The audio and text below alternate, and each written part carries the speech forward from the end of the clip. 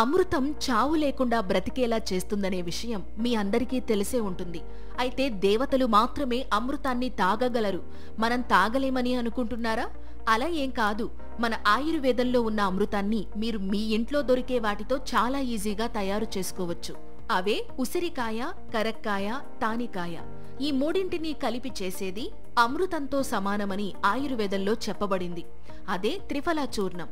అసలు ఇది ఎంత పవర్ఫుల్ అంటే మన పూర్వీకులు దీన్ని రసాయన అని పిలిచేవారు. ఎందుకంటే రసాయన అంటే శరీరాన్ని బలపరచడమే కాకుండా యవ్వనాన్ని కూడా కాపాడుతుంది. ఈ త్రిఫల బాడీలో 3 దోషాలను తగ్గించి శరీరానికి బలాన్ని ఇవ్వడం, జీర్ణశక్తిని పెంచడం, బ్రెయిన్ పనితీరును మెరుగుపరచడం, కళ్లను హెల్దీగా ఉంచడంతో పాటు శరీరంలోని విషాలను బయటకు పోగొట్టడంలో అద్భుతంగా పనిచేస్తుంది. దానికి కారణం ఈ చూర్ణంలో ఉండే ఈ 3 పండ్లేనని ఆయుర్వేదం చెబుతుంది. ఎందుకంటే ఉసిరికాయ మన రక్తాన్ని శుద్ధి చేస్తుంది, కరక్కాయ మలబద్ధకాన్ని పోగొడుతుంది, తానికాయ ఊపిరితిత్తులకు మేలు చేస్తుంది. ఇలా ఈ 3 కలిసి మన శరీరాన్ని పూర్తిగా డీటాక్స్ చేయడంలో సహాయపడతాయి. కాబట్టి రోజూ 1 స్పూన్ త్రిఫల చూర్ణం తీసుకుంటే మన జీర్ణ వ్యవస్థ హెల్దీగా ఉంటుంది.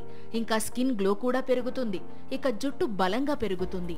అలాగే కంటి చూపు మెరుగుపడుతుంది. అంతేకాకుండా మన ఇమ్యూనిటీ కూడా పెరిగి ఇన్ఫెక్షన్లు దరిచేరకుండా ఉంటాయి.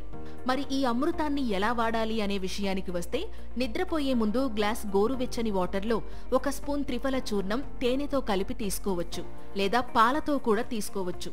మన పూర్వీకులు చెప్పినట్టు త్రిఫల చూర్ణం అనేది ప్రకృతి మనకు ఇచ్చిన అమృతం.